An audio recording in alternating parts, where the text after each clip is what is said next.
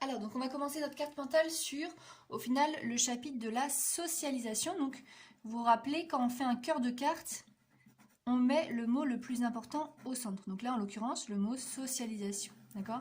Donc l'objectif de cette carte mentale, ça va être de reprendre justement toutes les bases, de remettre un peu tout dans l'ordre, parce qu'il y en a certains qui étaient un petit peu perdus avec la logique du chapitre, notamment ceux qu'on n'avait pas encore parlé en seconde. Donc là, on reprend tout à zéro. Ok?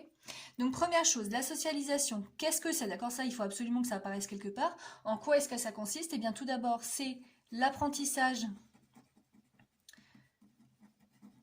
de normes et de valeurs, donc des normes, donc ça c'est des mots très importants du chapitre, d'accord, donc ils vont apparaître en plus gros, de normes et de valeurs, tout au long de la vie d'un individu, ça il ne faut pas l'oublier, d'accord.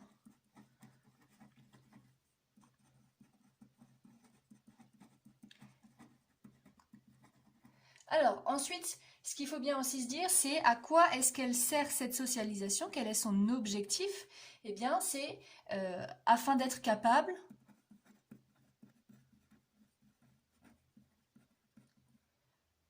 on va dire, de vivre en société, tout simplement, en fait, de vivre en société. Qu'est-ce que ça sous-entend, ce de vivre en société? Eh bien, ça sous-entend que les comportements qui vont être appris, qui vont être intériorisés, vont être conformes aux attentes de la société. D'accord? Donc évidemment, ça veut bien dire en effet que les socialisations, elles vont dépendre des cultures, elles vont dépendre des pays, elles vont dépendre des sociétés dans lesquelles on est socialisé. D'accord? Et même elles dépendent, enfin elles changent dans le temps. Alors, donc on va revenir sur ces notions déjà de normes et de valeurs, d'accord? Puisque ça, je vous ai dit, c'est très important. Donc typiquement, une norme, si on se rappelle de la définition, et attention à ne pas me donner directement des exemples, mais une définition, tout simplement, c'est une règle de conduite. Ensuite, exemple, évidemment, pour que vous puissiez vous en rappeler, on va prendre laisser sa place dans le bus. Aux personnes âgées, hein, évidemment. Ou aux personnes handicapées, etc. etc. Vous en connaissez plein des normes, hein. On se rappelle, je vous avais dit ne pas crier en cours, ne pas se rouler par terre, se tenir droit, etc., etc. Ça, vous en connaissez pas mal. Ne pas mettre ses coudes sur la table, ça dépend aussi après des milieux sociaux. On verra que c'est un peu différencié. En tout cas, une norme, c'est une règle de conduite, c'est une règle de comportement, d'accord? Donc ça va être une action concrète qui est demandée. En revanche, une valeur, c'est un principe, enfin, ce sont des principes généraux. D'accord? Donc j'ai envie de vous dire abstraits, mais qui sont donc valorisés, d'où le nom de valeur, valorisés par la société. Alors, si on reprend des exemples, on peut prendre l'honnêteté, la gentillesse, etc. etc. D'accord? Ça, encore une fois, vous en avez plein. Mais vous voyez bien que c'est quelque chose de complètement abstrait par rapport aux règles de conduite. Donc en fait, ce qu'on va dire, c'est que les valeurs, elles se concrétisent, c'est-à-dire elles deviennent concrètes grâce aux normes, d'accord? On a des belles idées ici, mais il faut des règles concrètes, des règles de conduite que les individus apprennent pour réaliser justement ces valeurs. Ensuite, la grande question, c'est de se dire au final, grâce à qui est-ce que la socialisation va s'effectuer, d'accord? Qui est responsable, qui a en charge la socialisation? Donc on se rappelle qu'elle se fait grâce à des instances de socialisation. Alors, les instances de socialisation, on avait dit c'est un synonyme aussi de socialisateur. En tout cas, il en existe plusieurs. Notamment, on avait vu pour la socialisation primaire, on a la famille, on a l'école, les groupes de pairs, je vous le rappelle, c'est des groupes où les individus partagent des intérêts communs ou ont des caractéristiques communes, donc les groupes de pairs. Attention à l'orthographe groupe de pairs. Ou encore les médias. Donc tout cela, on se rappelle, ils font partie de la socialisation primaire. Donc ça, il est important aussi de le marquer, d'accord? C'est des notions importantes. Donc socialisation primaire, on rappelle juste rapidement, de l'enfance à l'adolescence. Ensuite, pour les instances de socialisation, on a aussi vu que plus tard, on avait aussi les conjoints ou encore les collègues de travail. etc., etc. On se rappelle qu'il y a aussi, par exemple, dans les associations, des possibles instances de socialisation, etc. Il faudra aussi bien reprendre en compte, par exemple, la famille, bon, qui a transparaît un petit peu avec le conjoint ici, enfin, en tout cas, la famille que vous allez créer. Évidemment, les médias restent très importants. Et donc, tout ceci va s'opérer lors de la socialisation secondaire. Elle, à l'inverse, elle dure toute la vie. Donc en tout cas, elle va commencer à l'âge adulte et elle va se finir à la mort, concrètement. Donc maintenant qu'on a compris ce que c'était que la socialisation, sur quoi ça reposait, qui était responsable de la socialisation, il faut aussi se demander, eh bien au final, comment est-ce que les individus vont être socialisés, comment est-ce qu'ils vont apprendre à vivre en société, d'accord? On va faire comme ça. Donc, l'histoire du comment. Après, vous personnalisez comme vous voulez, hein, votre carte mentale, vous faites ce que vous voulez. Donc le comment, on a deux façons d'intérioriser, deux grandes idées. C'est que ça va être soit conscient, soit inconscient. D'accord? Donc consciemment ou inconsciemment que tout ça va être appris. Quand c'est conscient, on parle d'inculcation. Donc quand c'est conscient, on parle alors d'inculcation. D'accord? En quoi est-ce que ça consiste l'inculcation? On se rappelle que là, l'objectif, il est conscient, il est de transmettre des normes et des valeurs via un système de récompense ou de punition. À l'inverse, donc ça peut être inconscient, il y a des choses, d'accord? Là, c'est, on va dire l'éducation, l'inculcation, au final, ça repose sur de l'éducation, mais il y a aussi des manières inconscientes.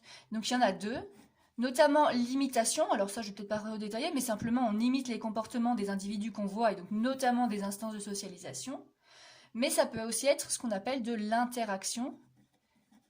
Et l'interaction, ça consiste à faire des essais-erreurs, d'accord? Donc vous testez des comportements, vous vous rendez compte que ça fonctionne, donc vous continuez, ou alors au contraire, vous vous rendez compte que ça ne fonctionne pas, donc vous arrêtez vos comportements.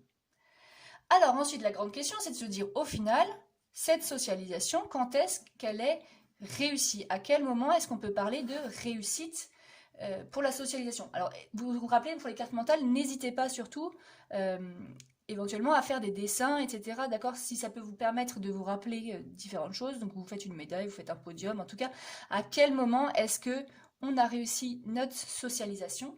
Eh bien, on se rappelle, on avait dit que c'est quand le comportement de l'individu lui semble naturel au point qu'il a oublié sa socialisation, d'accord? Donc, à partir du moment où vous pensez que tout ce que vous faites c'est naturel, eh bien, c'est que la socialisation, elle est tellement bien réussie, elle est tellement bien ancrée qu'en fait, vous avez oublié que c'était un apprentissage qui était lié à plein d'instances et on verra lié à votre sexe, lié à votre milieu social, etc. Donc, on marque bien que c'est réussi quand le comportement de l'individu lui semble naturel au point d'avoir oublié son processus d'apprentissage. D'accord? Donc au point où il pense que tout cela est devenu naturel. Je vous rappelle qu'en classe, on avait... dans votre polycopier, je vous ai mis une citation qui dit que le propre d'une socialisation réussie, c'est de faire oublier la socialisation, de donner l'illusion de l'innéité à propos des acquis. C'est-à-dire que tout ce que vous avez acquis, vous pensez que c'est inné, que c'est naturel, que vous l'avez depuis la naissance. Alors maintenant, on va se concentrer un petit peu plus sur le fait que cette socialisation, eh bien, en fait, elle n'est pas la même pour tous les individus. Donc on va regarder les critères selon lesquels, eh bien, en fait, la socialisation, elle est différente.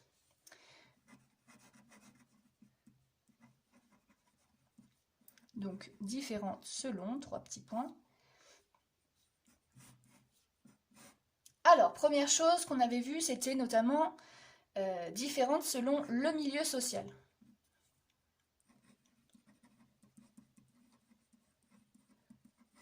Alors, juste un petit rappel de ce que c'était qu'un milieu social. C'est un groupe auquel appartient l'individu selon des caractéristiques socio-économiques. Alors, je rappelle juste ce que c'est que des caractéristiques socio-économiques, parce que c'est pas forcément très clair. C'est-à-dire, par exemple, un niveau de revenu, un niveau de diplôme, un lieu d'habitation, etc. Donc, en tout cas, des mêmes caractéristiques qui vont être partagées. Donc, on se rappelle que la société française, si on caricature grossièrement, on avait dit qu'il y avait des milieux aisés, il y avait des classes moyennes et qu'il y avait les milieux populaires, d'accord, pour classer en trois niveaux. Et donc, en fin de compte, selon le milieu social auquel appartient l'individu, eh bien, sa socialisation va être différente. Qu'est-ce qui se passe? Pourquoi est-ce qu'on peut dire cela? Eh bien, parce que la transmission de normes, de valeurs, de culture, de comportement, etc., etc., elle va être différente selon le milieu social. Alors pourquoi? Donc quels exemples on avait pris? On avait pris notamment, eh bien, si vous vous rappelez un petit peu, les rallyes dans les milieux aisés où justement on avait la transmission d'une culture, le fait de jouer au bridge, le fait de savoir bien s'asseoir, bien se tenir à table, de savoir danser le rock, de mettre plusieurs couverts, etc., etc. Il y a aussi cette question de quels sont les sports qui sont pratiqués. Notamment, donc on voyait par exemple le foot qui est plus pratiqué dans les milieux populaires, tandis que le golf ou l'équitation sont davantage pratiqués dans les milieux aisés. D'accord? Donc beaucoup de choses en fin de compte où on a des normes, des valeurs, des types de comportements, des cultures, etc. qui sont différentes en fonction justement de cette caractéristique qui est le milieu social. Première chose. Deuxièmement, la socialisation, elle est aussi différente selon le genre. Donc le genre, c'est un deuxième critère de distinction entre les différents types de socialisation. Alors, juste le genre, on se rappelle que ça correspond au comportement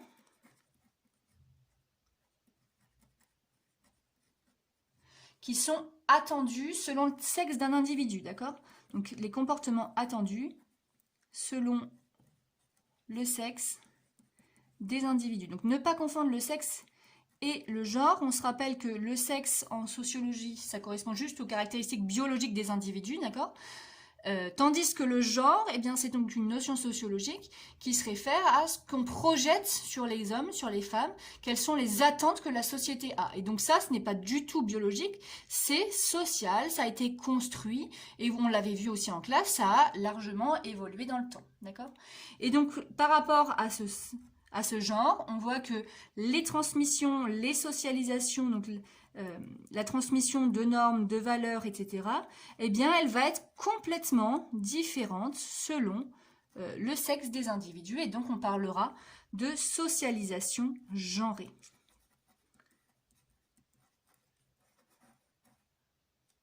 D'accord? Donc, c'est très lié à tout ce qui est stéréotype sur les hommes, sur les femmes en fonction des sociétés.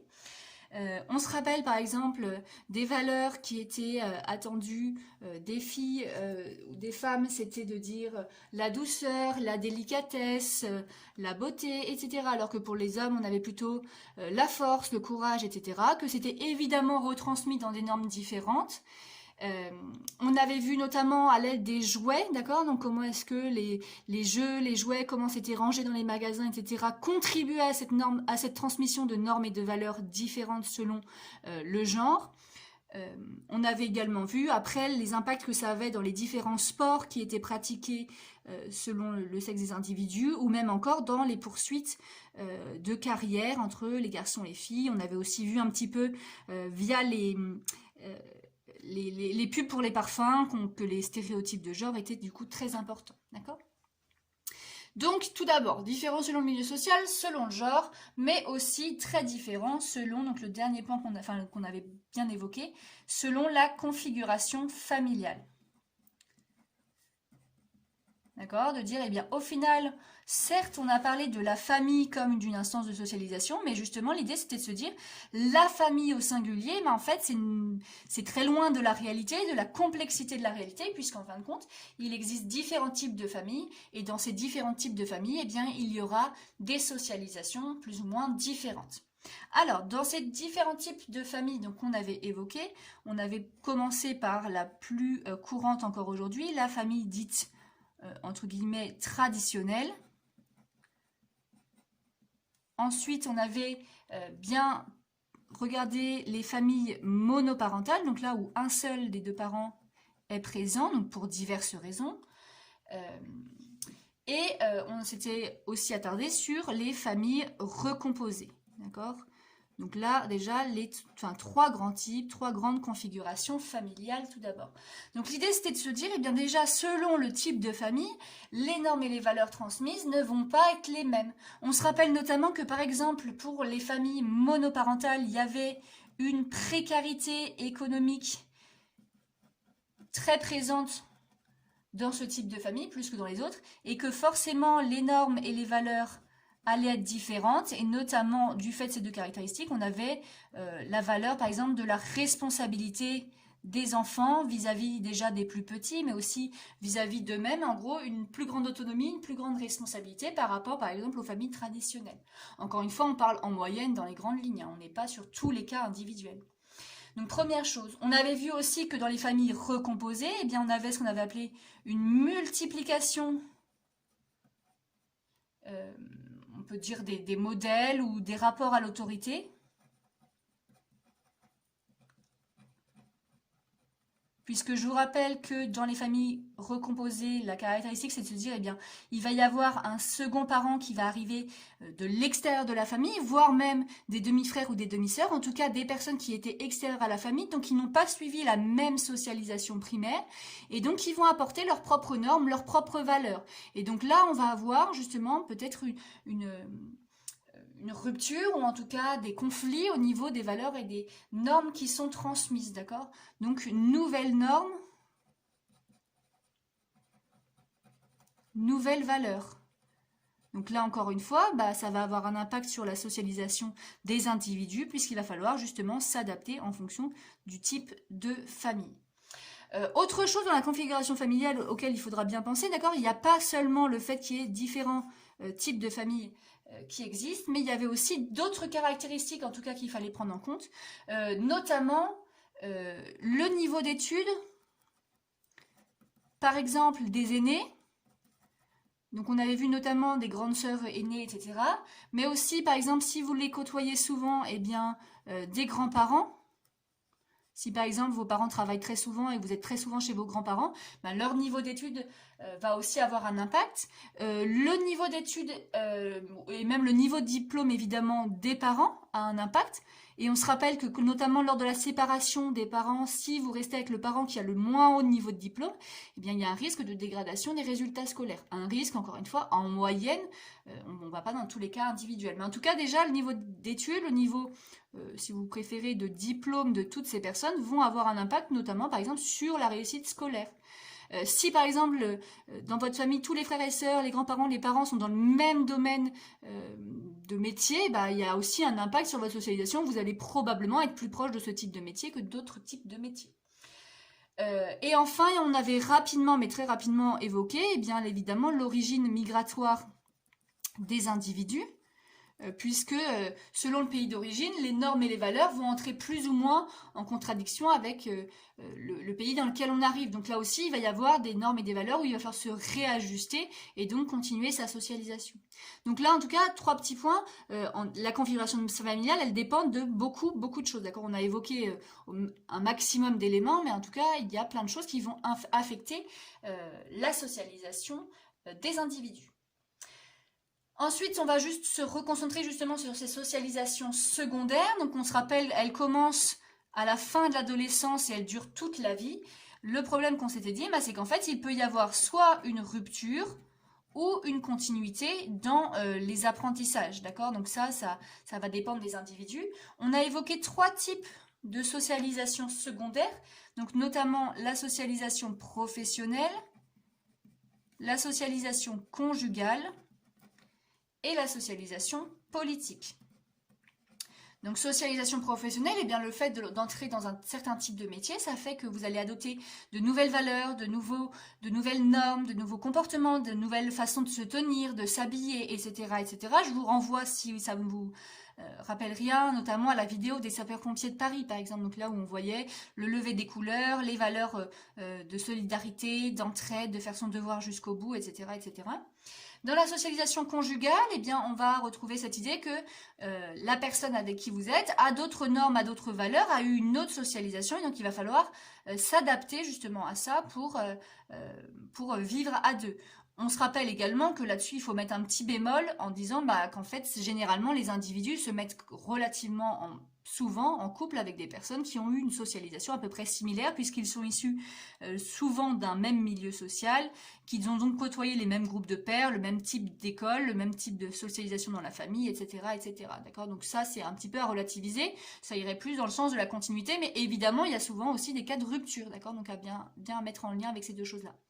Dernière socialisation secondaire qu'on avait évoquée, eh bien la socialisation politique, où là, eh bien, soit on va continuer ce qu'on a appris, on va continuer dans la lignée de ce que nos parents nous ont inculqué au niveau des valeurs politiques, ou bien justement, on va se rentrer en rupture avec ça, transformer nos comportements et nous dire, en fait, les normes et les valeurs politiques de mes parents, ça ne correspond pas aux miennes, et donc changer radicalement ces valeurs via la socialisation politique.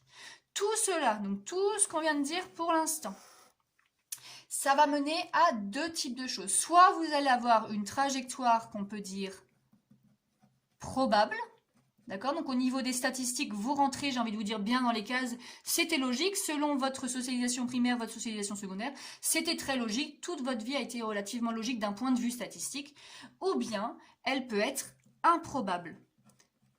D'accord? Donc ça, on s'était attardé un petit peu plus justement sur ces trajectoires dites improbables. Et on se rappelle que ça, notamment, c'était lié au fait qu'il y avait une pluralité des instances de socialisation. Et le fait que au cours de votre vie, vous rencontriez, vous soyez à la base dans une famille, qu'après dans l'école, peut-être que ça va déjà rentrer en contradiction avec la famille, peut-être que vos groupes de pairs rentrent en contradiction avec la famille ou avec l'école, peut-être que votre conjoint va rentrer en contradiction, que vos collègues vont vous transmettre des normes en contradiction avec l'école ou la famille, votre conjoint, etc., etc.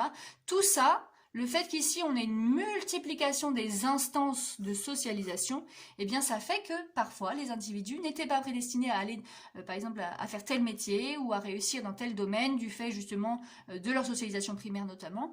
Et en fin de compte, eh bien justement, ils vont suivre une trajectoire qui va s'écarter de ce qui était attendu statistiquement. Ce qu'on aurait pu s'attendre, et bien en fait, il y a des individus évidemment qui vont aller à l'encontre de ça, qui, issus d'un milieu social relativement défavorisé, vont grâce soit à l'école, grâce, on avait vu aussi au milieu du sport, grâce à des rencontres, etc. Et bien au final, se hisser